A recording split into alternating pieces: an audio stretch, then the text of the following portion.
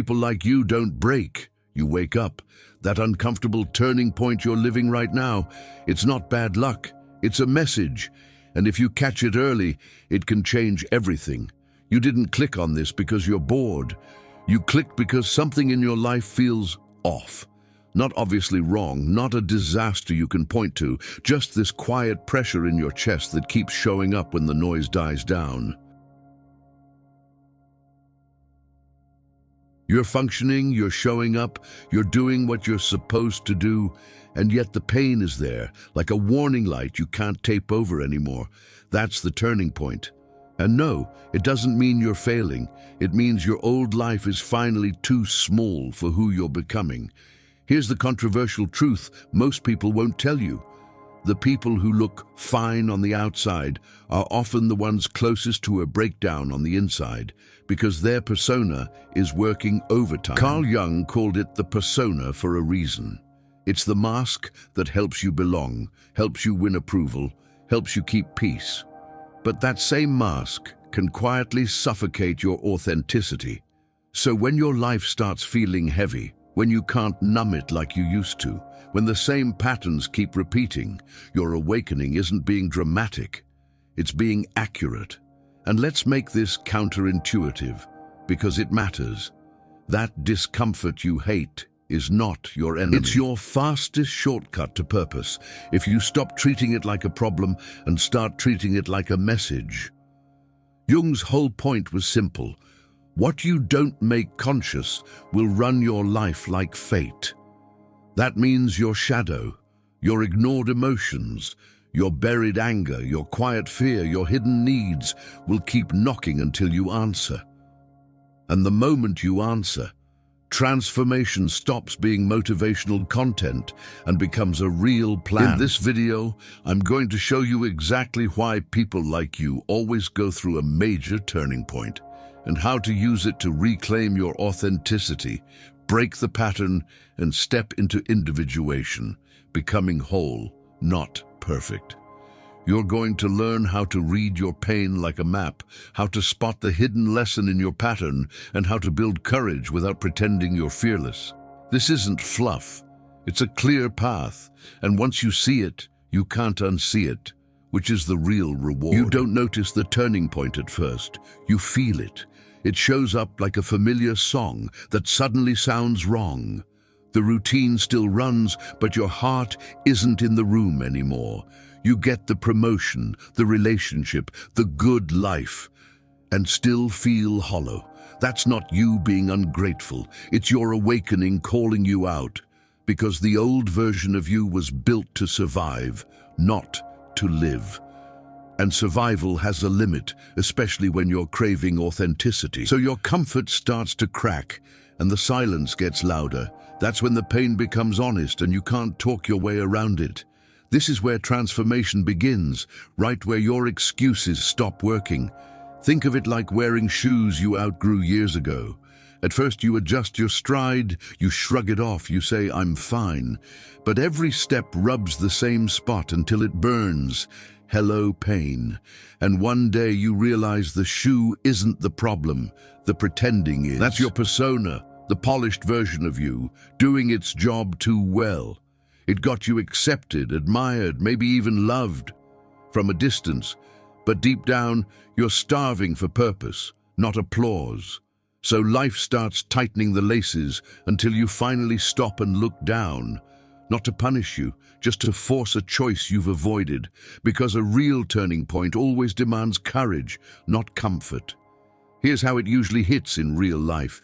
You dread Sunday night for no reason. You keep scrolling, snacking, shopping, staying busy, anything for a quick reset. But the relief lasts 5 minutes, and the heaviness comes back like a boomerang. So do this. Write 2 lists. What drains me, and what makes me feel alive. Don't overthink it. Your body already knows the truth. Then pick one small leak to fix this week. One boundary, one honest conversation. And if you need a compass, read Man's Search for Meaning. Viktor Frankl. Add Atomic Habits, James Clear, for traction when motivation disappears. You're not collecting books, you're collecting tools for your transformation, because purpose isn't found in a quote, it's built in repeated, brave choices. Now, let me tell you something most people won't say out loud. You can't think your way out. Your mind will negotiate forever, like a lawyer defending your old life. It'll say, wait until it's easier, or don't rock the boat, or be realistic. But the turning point doesn't care about your timing, it cares about your truth. So start acting like someone who respects their own authenticity. Sleep like it matters. Move your body like it's carrying your future, not your stress. Call one person who tells you the truth, not just what you want to hear. If therapy fits your life, use it. Because courage can be trained, not wished for. And notice how your awakening grows when you stop betraying yourself in small ways. Because every small act of integrity pulls you closer to individuation, becoming whole. And here's the twist. The moment your old life stops working, something hidden wakes up. It's not pretty, it's not polite, and it doesn't care about your persona. It's the part of you kept locked away so you could keep the peace. The cravings, the anger, the envy, the fear, stuff you'd rather label as not me. But that's exactly where your next level is buried. Because transformation doesn't start with your best qualities, it starts with your avoided ones. The pain you feel right now is basically a flashlight under a closed door, and behind that door is your shadow, waiting to be seen, not to be feared.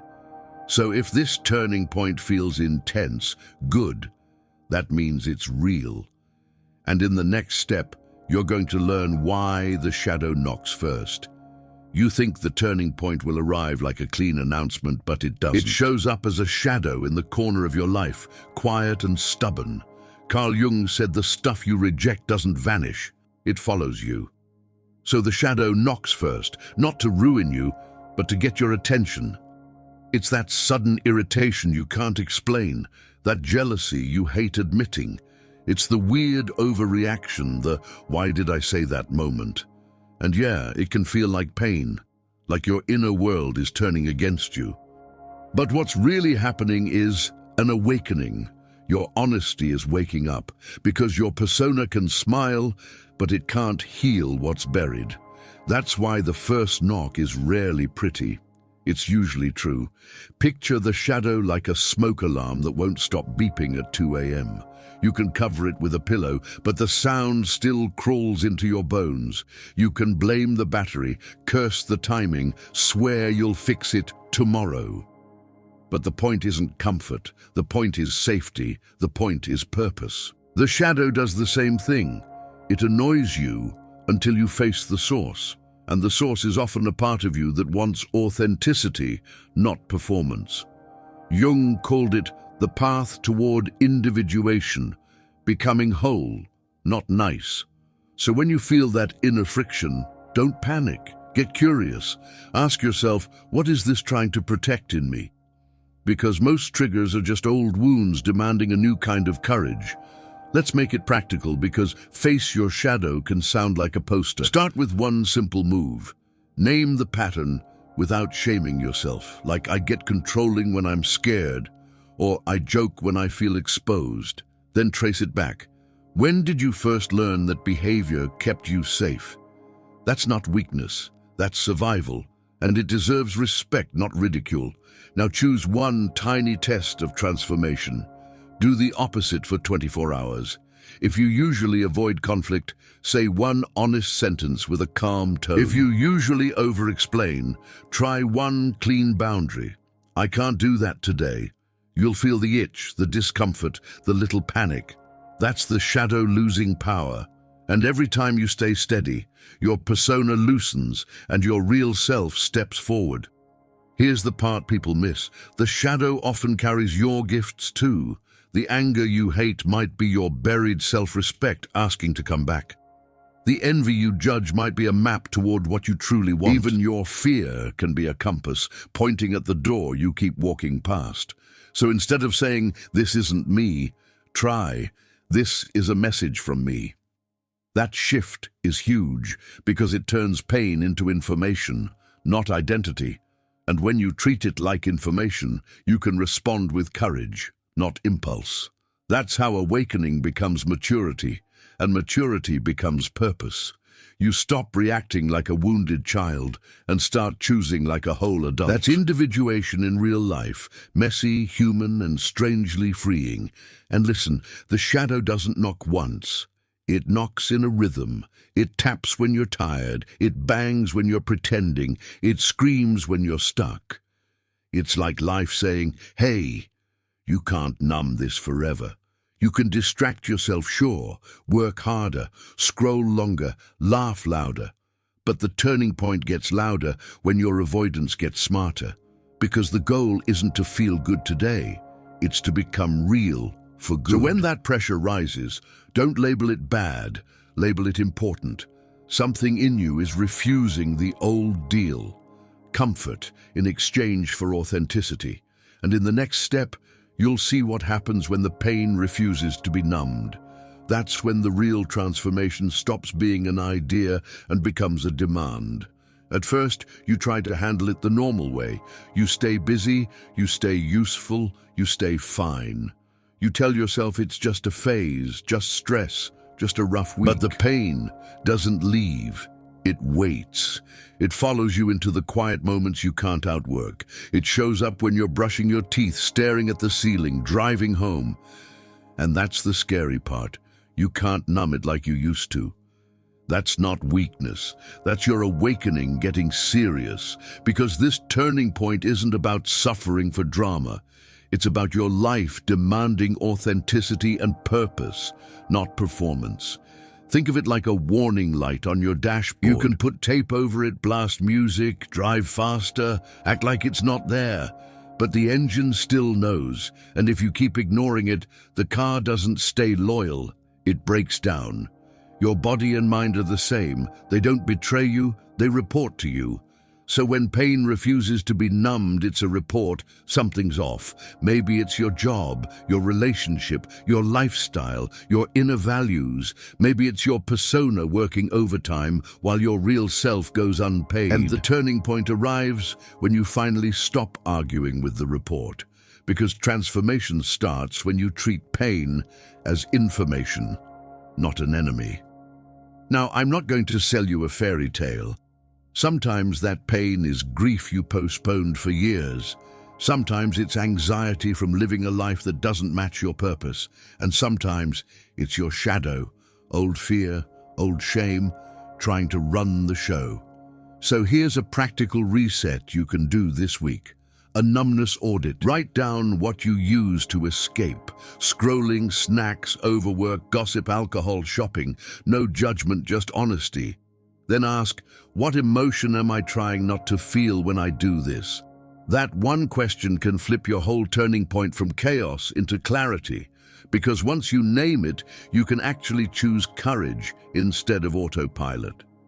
And yes, you should have tools, real tools, not motivational foam. Start simple. Protect sleep. Like it's your therapist that never cancels. Move your body 3 times a week, even if it's just a 20-minute walk. If your mind spirals at night, keep a notebook by the bed and brain dump fast. If you want books that hit deep but stay readable, Man's Search for Meaning, Frankl for Purpose, The War of Art, Stephen Pressfield for Resistance and Fear, and Atomic Habits, James Clear for turning transformation into daily behavior. If therapy is accessible, use it, because individuation isn't DIY for everyone. And if it's not, start with one trusted friend and one honest conversation a week, because you don't heal in isolation, you just get better at hiding. Here's the real reason the pain won't numb anymore. You're changing. Your old coping used to work because you were smaller inside. But you're growing, and the old tricks can't cover the new truth. So the pain becomes sharper, not to punish you, but to guide you. It's like a lighthouse that burns your eyes at first, until you realize it's saving your life. This is where a lot of people panic and try to go back. but you can't unsee what you've started seeing. And once awakening begins, your persona starts slipping off like a cheap costume, which leads to the next turning point, when you outgrow your own mask. That's where Jung gets uncomfortably accurate and where transformation gets real. One day you catch yourself doing it, smiling on autopilot, saying the right thing while your stomach twists, nodding along, being agreeable, being the version everyone expects. And it hits you. This mask used to protect you. Now it's suffocating you. Carl Jung called it the persona, the social face you wear to belong. And look, the persona isn't evil, it's useful. It helps you function, get hired, get respected, avoid awkward moments. But at a turning point, the mask starts costing too much. Because you're paying with authenticity, and the bill comes due as pain. That's when awakening starts whispering, "You can't keep living like this." Think of the persona like a perfectly tailored suit that no longer fits. It still looks sharp in photos, but you can't breathe in it. You keep adjusting the collar, sucking in your stomach, holding your breath. And everyone says, "Wow, you look great," while you're silently dying inside. That's the trap. The outside applause can drown out your inside truth, until it can't. So you start feeling tired in a weird way, not sleepy tired, soul tired. You can't explain it to people because nothing is wrong on paper. But your body knows you're acting, performing, pretending. And when the persona cracks, it's not a breakdown, it's transformation trying to begin. Because purpose doesn't live behind a mask. It lives in what's real. Here's how you'll recognize you've outgrown it. You feel irritated by your own life, not because you hate people, because you hate acting. You feel resentment after being nice. You feel drained after conversations where you were polite but not honest. You keep saying yes, then fantasize about disappearing. That's not you being dramatic, that's your shadow pushing back. It's the part of you that's done being edited for comfort. And Jung would say, what you won't admit consciously will control you unconsciously. So if you don't choose authenticity, your pain will choose it for you. That's why this turning point feels intense. It's your life forcing alignment.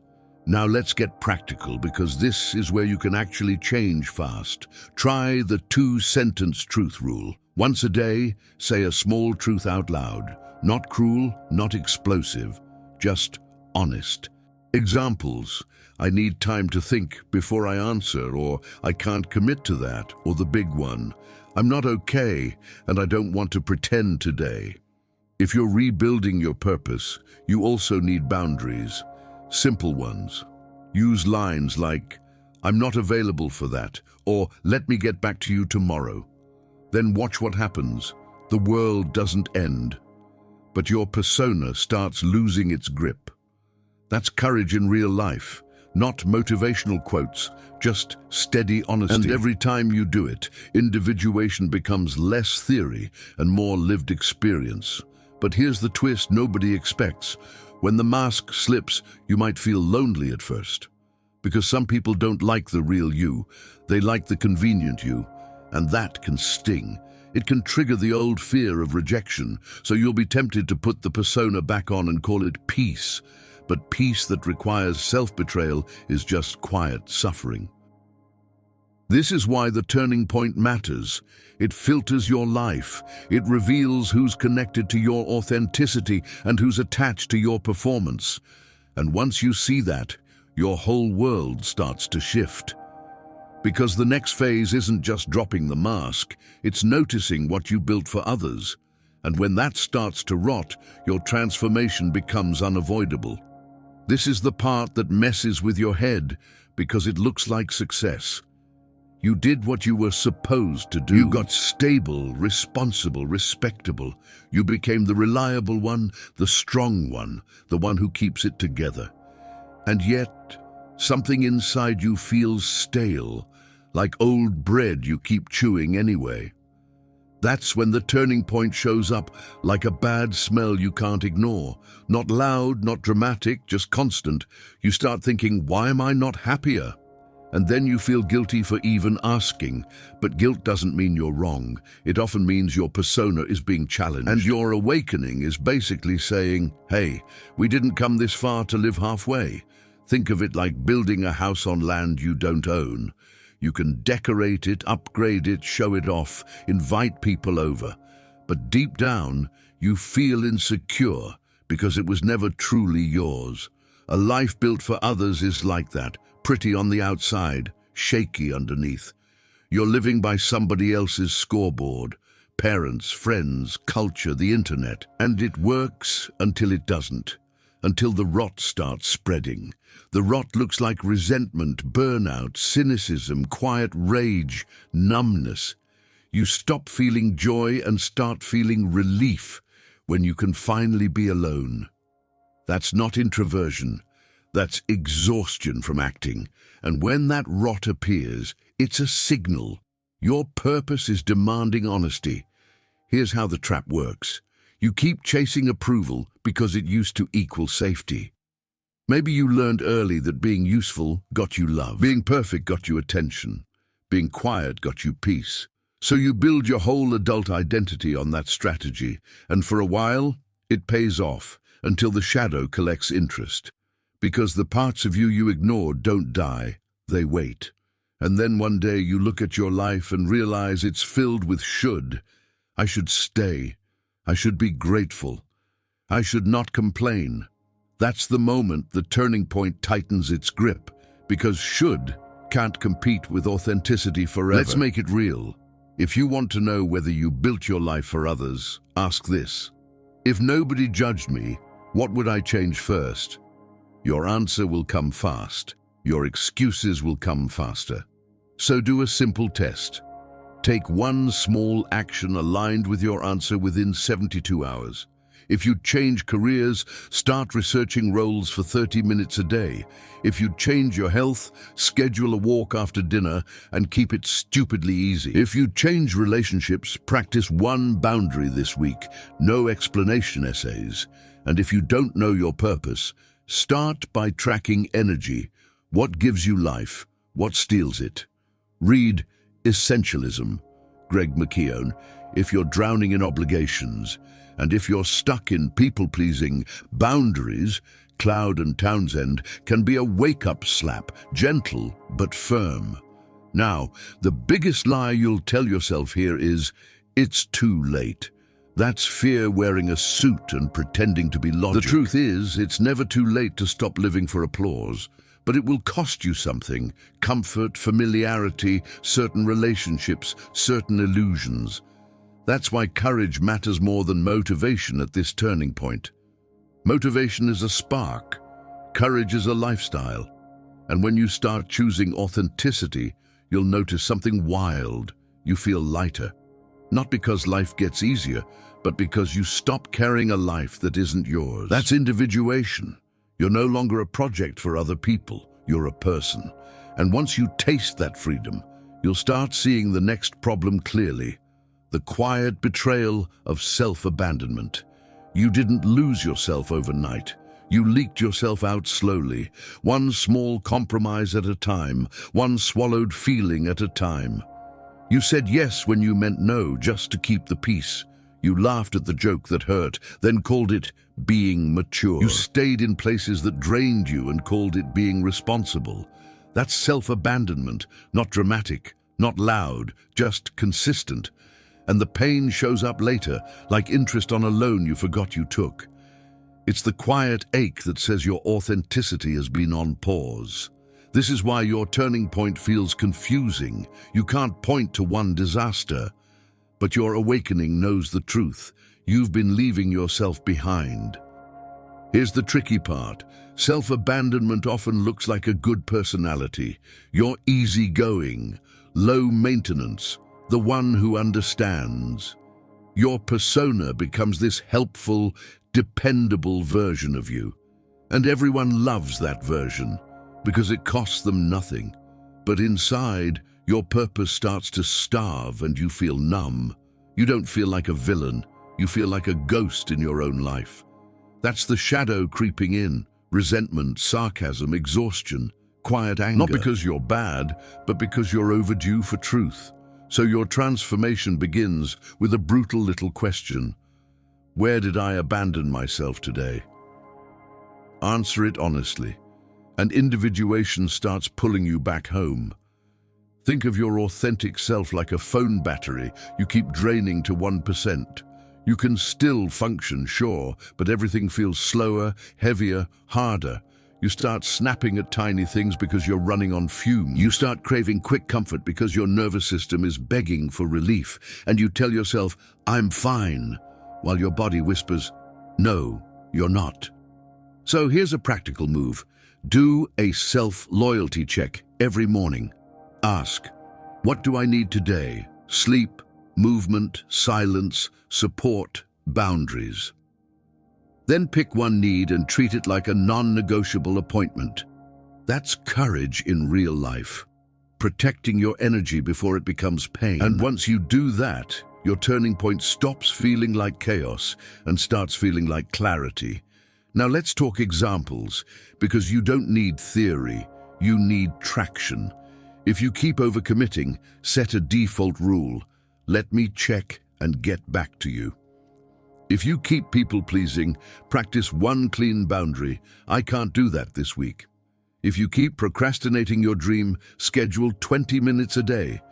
Tiny, consistent, unsexy. If reading helps, start with The Gifts of Imperfection, Brené Brown, for shame and authenticity. Add Essentialism, Greg McKeown, if your life feels like everyone else's agenda. And if your mind spirals, try journaling one page nightly. What did I tolerate today? You'll spot patterns fast. Your persona has habits and your shadow has signals. This isn't about becoming perfect. It's about reclaiming purpose with small, honest actions. Because transformation isn't a speech. It's a practice you repeat until it becomes your identity. But here's the part that stings. The more you abandon yourself, the harder it is to trust yourself. You stop believing your own promises because you've broken them quietly for years. And then you wonder why confidence feels fake, because it is, without integrity. So rebuild trust the same way you broke it, in small moments, daily. Keep one promise to yourself today, even if it's tiny and boring. Drink the water, take the walk, make the call, say the truth once. That's how awakening turns into momentum, and momentum turns into courage. And as you come back to your authenticity, something else rises with it. Fear. Not random fear, but the specific fear that guards the next level of your purpose. Because the closer you get to the treasure, the louder the shadow tries to stop you. Right when you start moving toward authenticity, fear shows up like a bouncer. Not a monster, more like a strict security guard with a clipboard. It checks your ID, your confidence, your story, your excuses. And if you're honest, you've met this fear before. It's the fear of being seen, the fear of failing, the fear of losing people, the fear of finally trying and realizing you've been living below your purpose. So it stands at the doorway of your turning point and says, "You sure about this?" And most people interpret that fear as a stop sign. But it's not a stop sign, it's a signal that you're close to transformation. Because fear doesn't guard empty rooms, it guards treasure. Think of fear like a smoke screen in a video game. The game doesn't put fog over boring parts, it puts fog over the next level. And your awakening works the same way. When you're about to grow, the fog rolls in. Your mind starts imagining worst-case scenarios, like it's being paid per disaster. You'll think, what if I'm not good enough? What if I embarrass myself? What if people leave? What if I succeed and can't handle it? Yes, fear can even show up when success is near, because success changes your identity. So instead of trying to eliminate fear, treat it like weather. Notice it, plan for it, move anyway. That's courage, not the absence of fear, but the decision to keep going with it in the car. And this is where individuation becomes real, because you stop letting fear write your script. Here's a simple truth. Fear is often a misunderstanding of your own power. It's your nervous system saying, new territory, unknown outcome, potential rejection.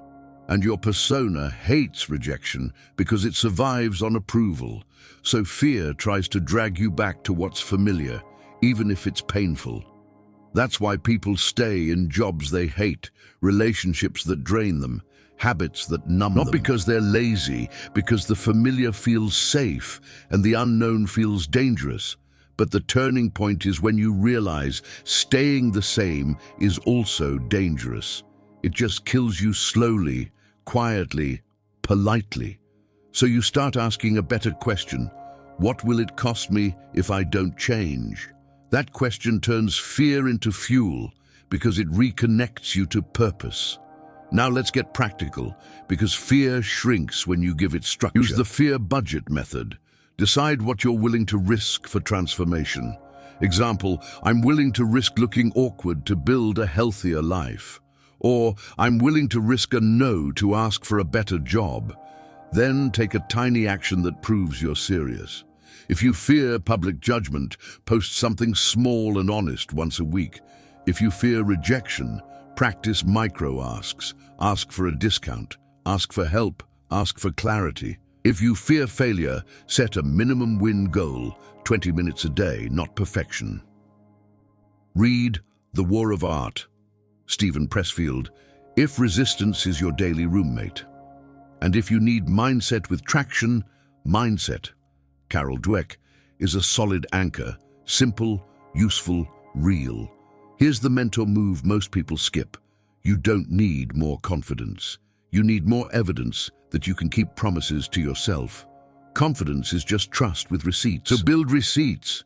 Do the hard thing in small doses until it becomes normal. One honest boundary, one workout, one uncomfortable conversation, one creative attempt.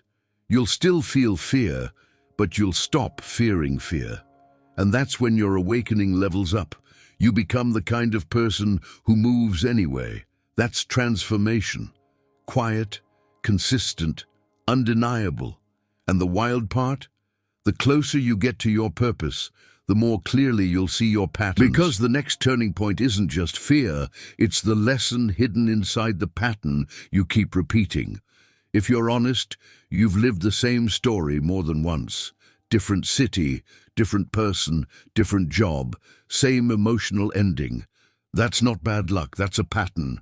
Carl Jung put it bluntly, what you don't make conscious will run your life like fate.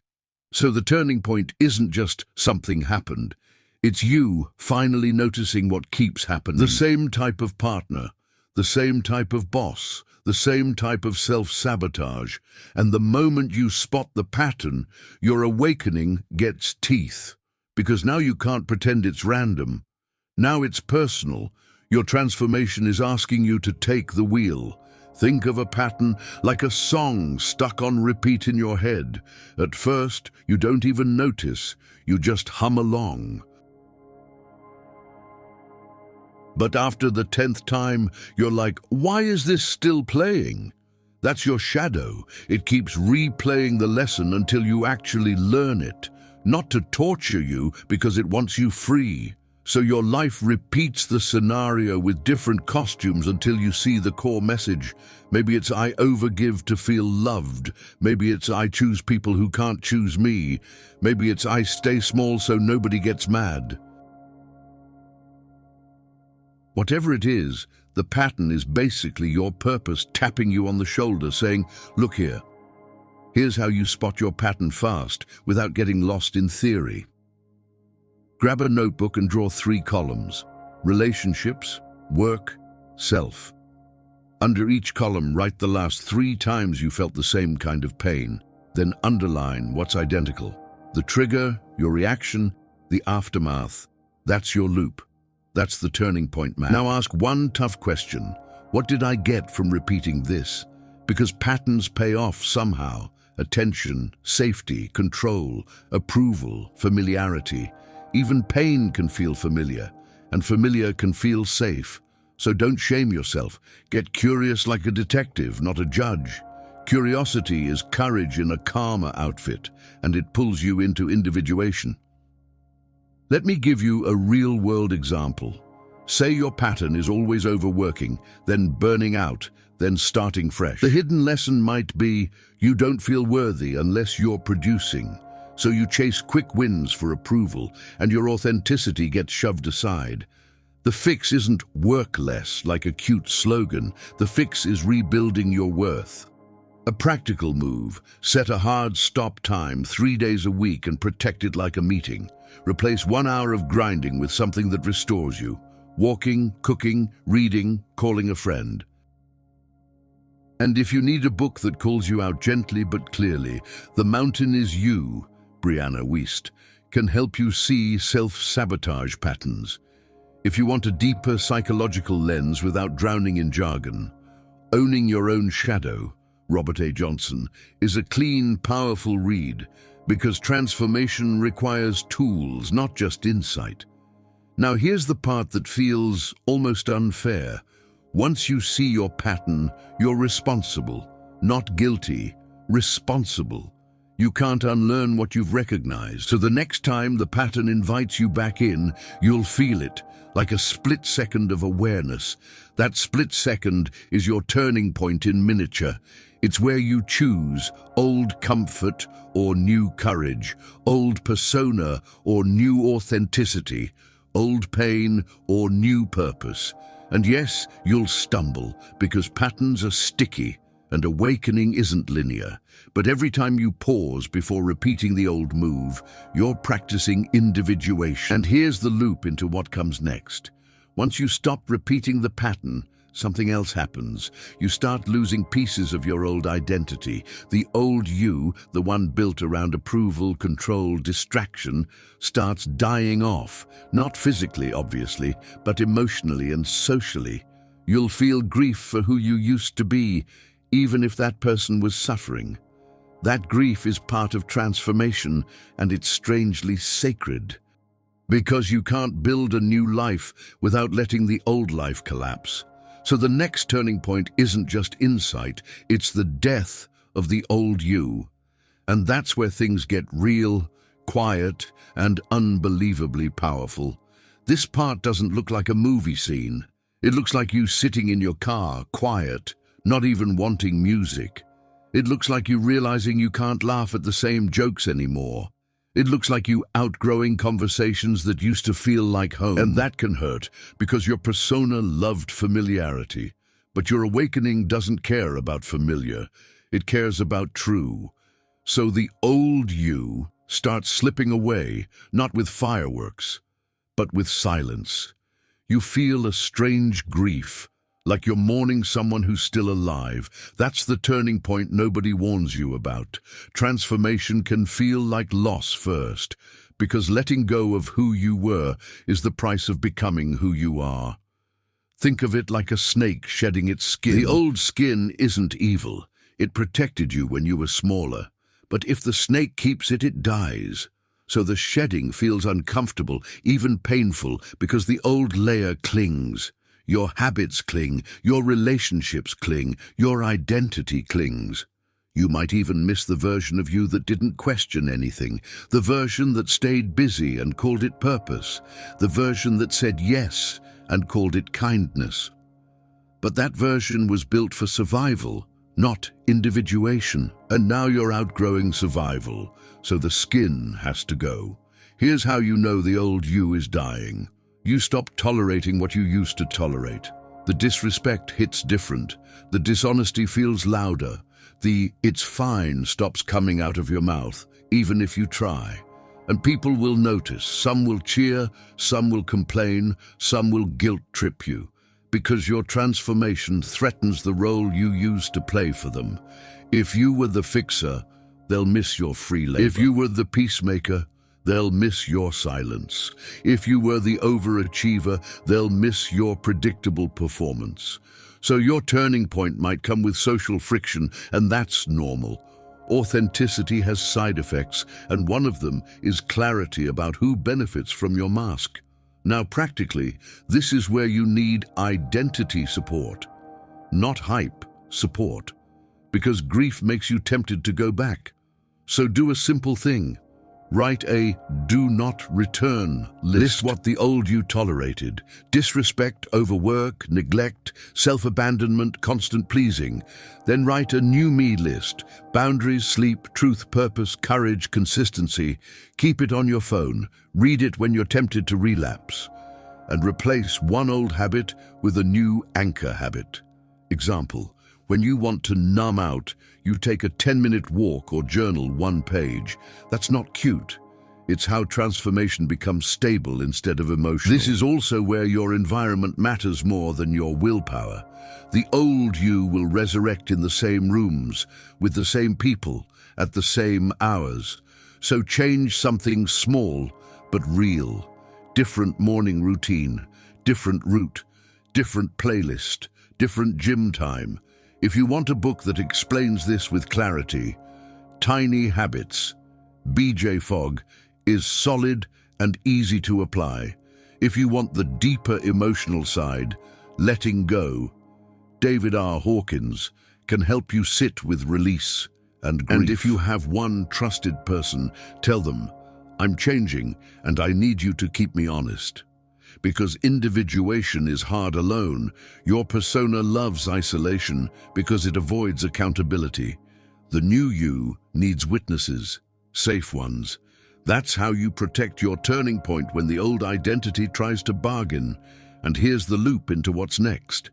Once the old you dies, you'll feel a new kind of hunger.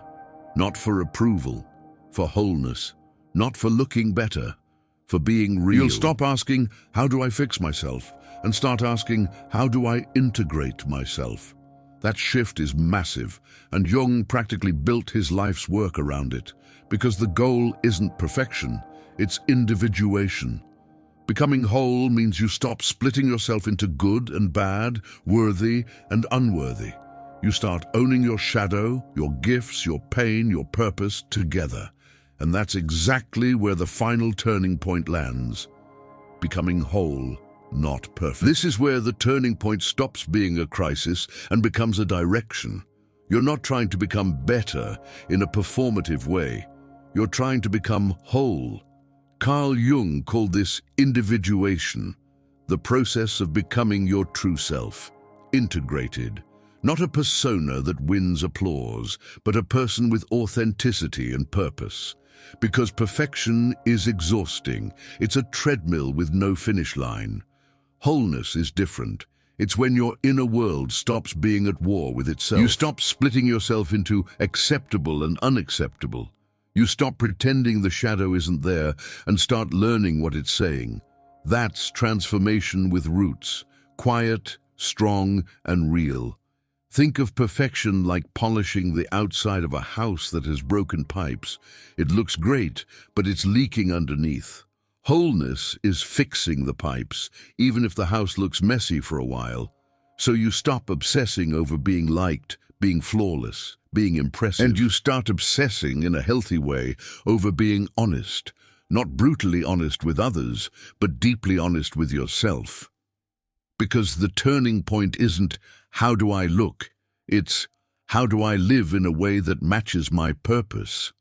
And when you do that, your awakening stops being anxiety and starts being alignment. That's why wholeness feels like relief, even when it's hard. Here's what wholeness actually looks like on a Tuesday. It looks like you noticing you're triggered and pausing before you react. It looks like you admitting you're hurt instead of turning it into sarcasm. It looks like you owning your ambition without apologizing and owning your limits without shame. It looks like you saying, I was wrong, without collapsing. It looks like you saying, I need help, without pretending you're weak. That's individuation. You're no longer acting out your shadow unconsciously. You're bringing it into the light, so it can stop hijacking your relationships and choices. And this is where the turning point becomes a lifestyle, not a one-time event. Because wholeness is built in moments, tiny, repeated acts of courage. Let's get practical with an integration routine you can actually do.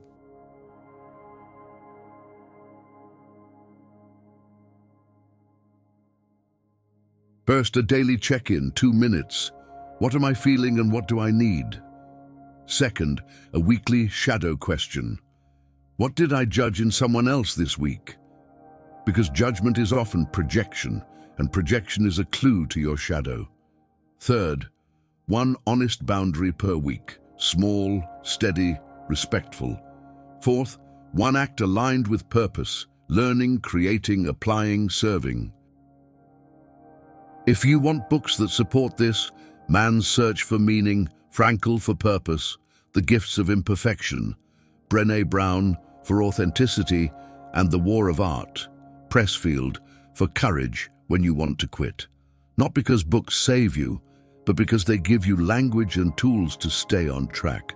Now, a word of warning from a mentor who actually wants you free. Your old persona will try to turn individuation into another performance. It'll say, be the perfect healed person. It'll turn growth into a new competition, a new mask, a new way to earn approval. So you have to catch that gently and come back to wholeness. Wholeness allows contradiction, strength and softness, confidence and fear, clarity and doubt. It's the ability to say, I'm a work in progress without using that as an excuse. That's the real turning point, when your identity stops being fragile, when criticism doesn't shatter you and praise doesn't control you, because you're living from purpose, not from permission. And here's the last loop, because even wholeness has a next level. Once you taste authenticity, you start craving a life that proves it, not a mindset, evidence. You'll start wanting to rebuild relationships, work, habits and goals around your new self. And that's where most people slip. They get insight, but they don't apply it. So the question becomes, what are you going to do with this turning point? Will you integrate your shadow, or will you negotiate with it again? Will you choose individuation, or will you chase perfection because it feels safer? Because now you know the truth, and knowing creates responsibility. And that's exactly where we pivot into the introduction, the moment that grabs them by the collar and says, this is about you. Now it's on you. And I say that with respect, not pressure. Because if you've made it this far, you're not just watching a video. You're standing inside a turning point. And the real question isn't whether you understand this. The question is whether you're willing to apply it, when it's inconvenient, when it's awkward, when your old persona begs you to go back to what's familiar. So here's what I want you to do. Simple, but not easy. Pick one pattern you recognized in yourself. Just one. The way you overgive, the way you avoid hard conversations, the way you chase approval, the way you numb pain with distractions. Write it down, then write the cost of it. What it's stealing from your purpose, your relationships, your health, your authenticity.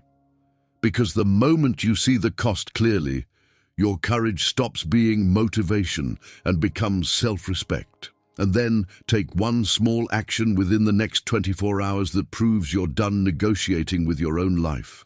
One boundary, one honest conversation, one walk, one page of journaling, one application sent. One no said calmly, not to impress anyone, not to look healed, to build evidence. Because confidence isn't a vibe, it's trust with receipts.